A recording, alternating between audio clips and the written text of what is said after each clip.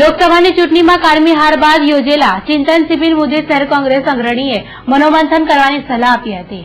લોકસભા ચૂંટણીમાં દેશમાં કોંગ્રેસનો પરાજય થયો હતો, જેમાં ઘણી ગાંઠી સીટો પર જ કોંગ્રેસે સીટો જાળવી શક્યો હતો।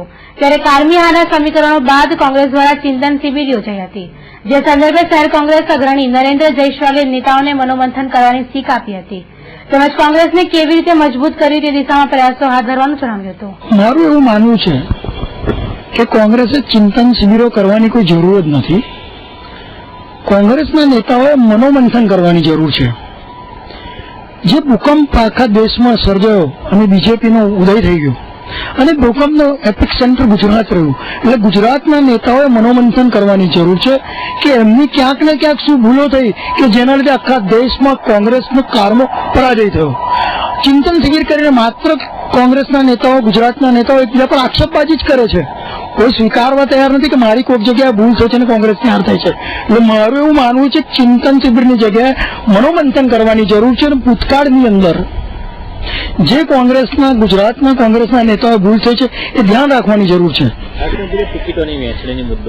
એ મુદ્દો એમાં એવો આવે છે કે સ્થાનિક સ્વરાજ્ય સંસ્થાની ચૂંટણીઓ અગત્યની ચૂંટણીઓ હોય છે કે જેના ઉપર દરેક પક્ષનો બેઝ હોય છે કે જે ઉમેદવારોને ટિકિટ આપે એ ઉમેદવાર માત્ર એક પક્ષ માટે કામ કરતા હોય।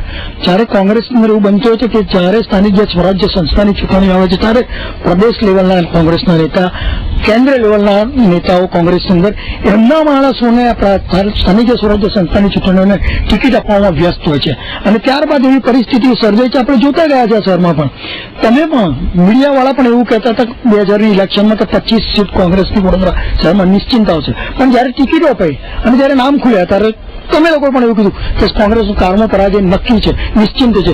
એટલે કોંગ્રેસના નેતાઓએ એ મનોમંથન કરવાની જરૂર છે કે સ્થાનિક જે સ્વરાજ્ય સંસ્થાની ચૂંટણીઓની અંદર કોંગ્રેસ ઓરિએન્ટલ માણસો, કોંગ્રેસની આઈડિયોલોજી જોડે સંકળાયેલા અને કોંગ્રેસના માટે કાયમ કામ કરતા કાર્યકરોને ટિકિટ આપી અને આ પક્ષને બેઠા કરવાનું કામ કરવાની જરૂર છે। કોંગ્રેસની અંદર બીજે જૂથબંધી જોવા મળે છે, ભલે કોંગ્રેસના વર્ષોથી કોંગ્રેસમાં કામ કરતા તેમ છતાં એકબીજાના ટાંટિયા ખેંચાય, ઇલેક્શનની અંદર પછાડવા માટેના પ્રયત્નો થાય છે, ચૂંટણી લડતા હોય તો આ ઇલેક્શનમાં મેં જોયું કે મધુસૂદનભાઈ મિસ્ત્રી ટિકિટ લઈને આવ્યા તો સાબરકાંઠાથી એમના માણસો કામ કરવા આવ્યા અને અહીંથી શંકરસિંહ બાપુના માણસો એમની પાસે કામ કરવા ગયા।